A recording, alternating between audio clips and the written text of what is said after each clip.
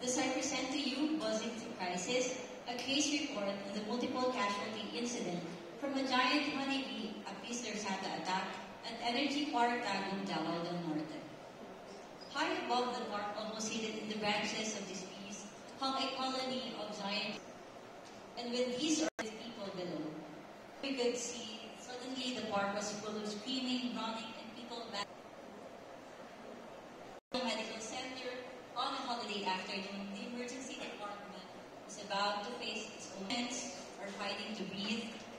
We don't just manage the allergy, we manage the multiple casualty. A mother and her child who some with multiple stains all at once. A responder who brought in patients reported that multiple individuals were affected and that a lot of the victims are on the way. Situation rapidly evolving. The first contact time, these were the rules of the different initially used ESI triage. On the emergency severity, logic stability, the risk of by getting the right patient to the right of care and staffing and area triage.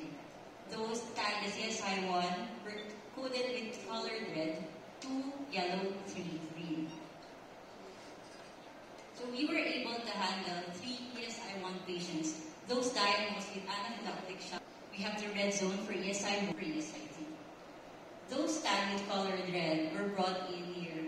Or in this time, the peak influx were at 1410 and 1600 after activated. The situation on the emergency department disaster red management.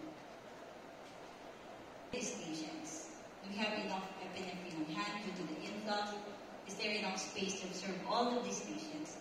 And how do, after these management, we have related MCI earlier. And that with proper coordination that is needed from 3 hospital teams, we should be all on the same page so as prevention and response could improve next.